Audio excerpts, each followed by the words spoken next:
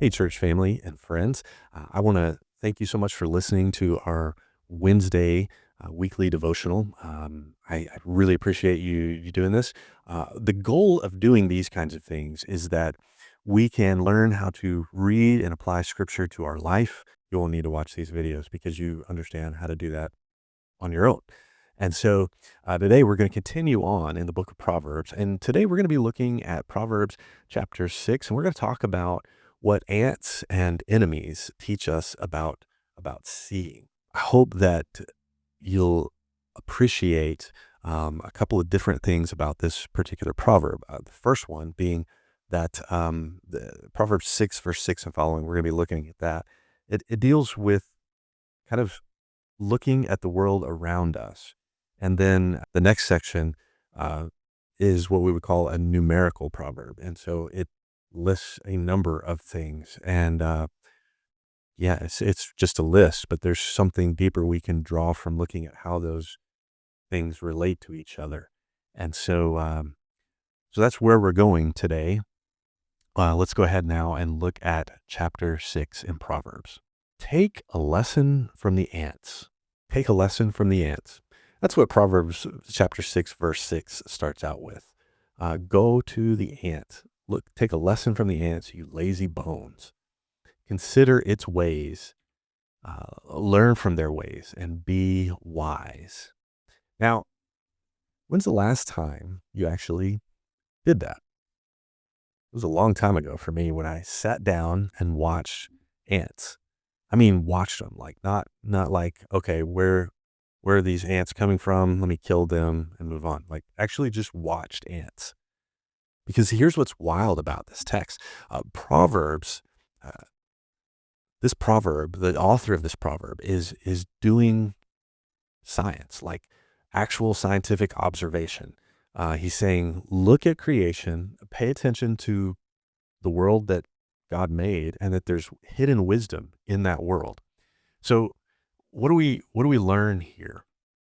In verse 7, we see talking still about these ants. They have no prince or governor or ruler to make them work. They labor hard all summer, gathering food for wisdom, for winter.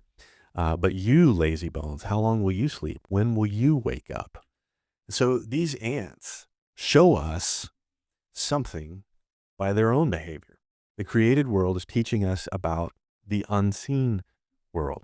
And so as we're watching this ant, we're learning about God's design and wisdom, about how God has embedded within observations of ants something that we can learn about how we are supposed to work in the world that God's created. It's different than just asking ChatGPT. It's different than just asking, the old Who Wants to Be a Millionaire thing, phone a friend deal. This is tactile. It's requiring us to be in the created world, the physical things around us. And so it's written in that world without screens or algorithms. And we're told to do holy scientific observation, good science, because the question is, what are we observing the world around us for? How do we make good observations that lead us to deeper spiritual things from the world around us? Not how do we extract things, not how do we accumulate money or power. That science can do those things as well, and that's not good. That's not good. That's not the purpose here. The purpose, when we've looked at these verses, is to help us understand that when we observe the ant, we see how we're supposed to act in the world around us as well. If you're lazy, verse 10 tells us you're thinking in your mind a little extra sleep, a little more slumber, a little folding of the hands to rest. Think like, after that big Thanksgiving meal when you kind of lean back and you're like, I'm just going to close my eyes here for a moment, which there's nothing wrong with doing it once, right? But doing it daily. Well, verse 11 tells us the consequences. Then poverty will pounce on you like a bandit, and scarcity will attack you like an armed robber. And so from observing the way that ants just act, we can see that there's a deeper principle about how we are supposed to act. We should do work. We should rest. Yes, we talked about last time about how Sabbath is a good thing, and it is. For in 6 days God created the world, and on the seventh day He rested. We're told in Scripture, and so we're supposed to do that too.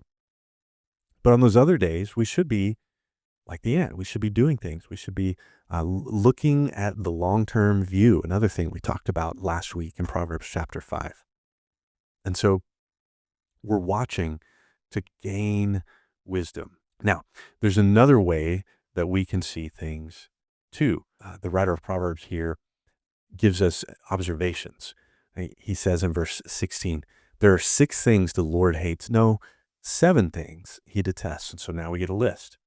Haughty eyes, a lying tongue, hands that kill the innocent, a heart that plots evil, feet that race to do wrong, a false witness who pours out lies, a person who sows discord in a family. And so these aren't just random sins. These are all about people who observe creation and other people not to learn from them, but to use them, right? Haughty eyes. These are eyes that look at others and see tools, see what they can get out of others, not people who are image bearers of God.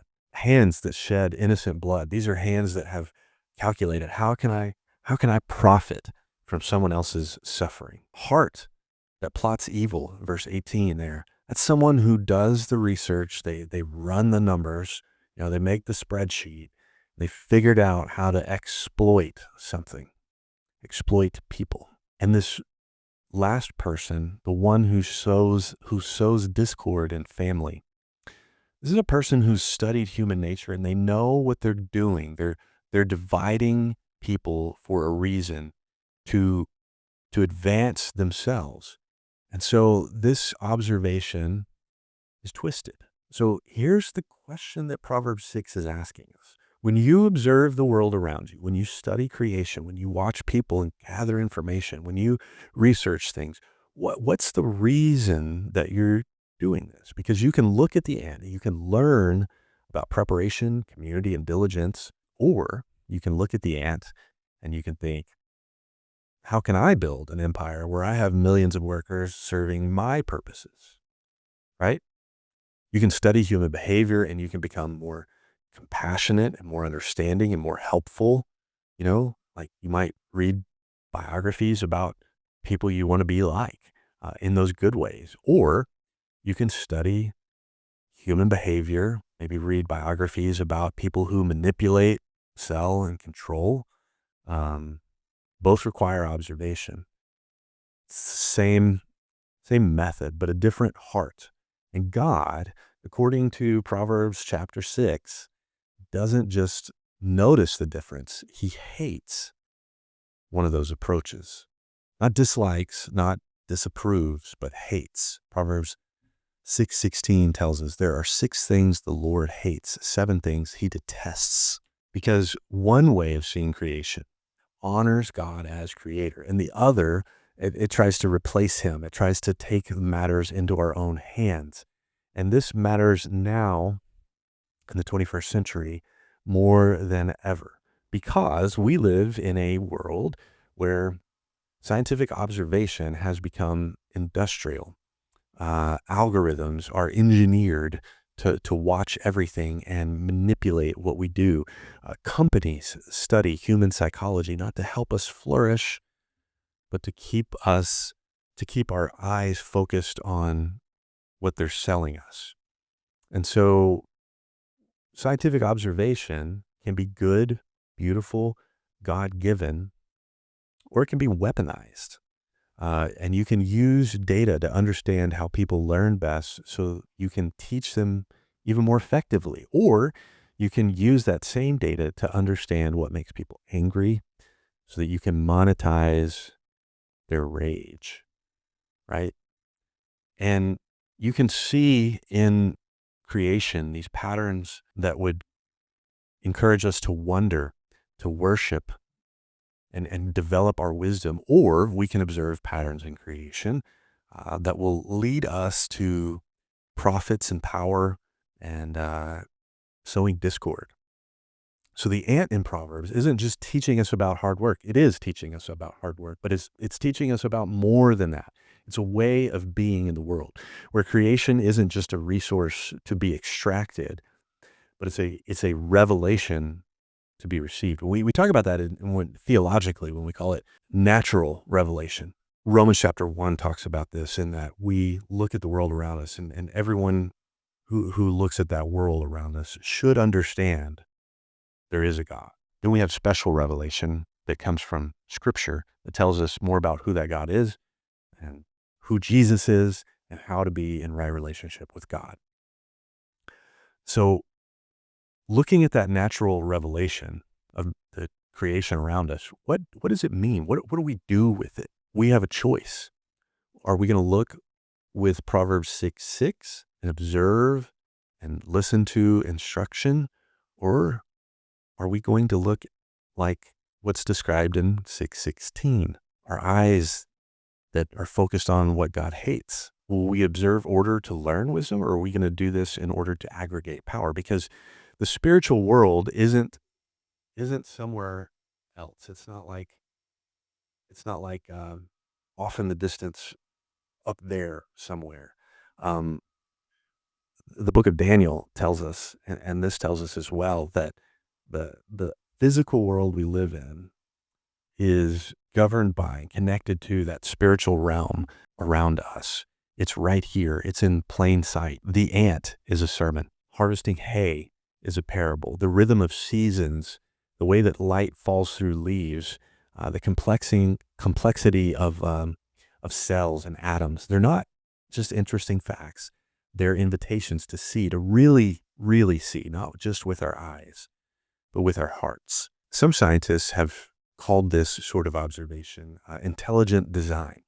And it's not a unified way of understanding creation, but it is a method of looking at the world around us and seeing the elements of design, of complexity in things, and appreciating God for who he is and how he's created those things. And I think that that's how we should look at the world around us. All of the beauty should drive us to understand God is beautiful. He created beauty. He wants us to act in ways that increase beauty, that increase order, that increase compassion, caring for others. And so these are things we can learn from Proverbs chapter 6 about how we see the world around us. So I hope that that helps you out in your week. I hope that it gives you a little bit of a push to look at the world around you, to stop, paying attention to our little friends here, and to instead focus on the world around us. To go outside, as the kids would say, touch grass, and that you would enjoy the creation that God's given us and that He called good, and look at the world in a way that increases our wonder and our love for God and for order and for beauty. So I hope that you'll do that this week. You can contact me any way that you want to. You can email me, justin@greenwood.church. You can come find me in between one of our worship services over at the information desk, or you can call me if you have my phone number. All right. I'll see you guys again next week.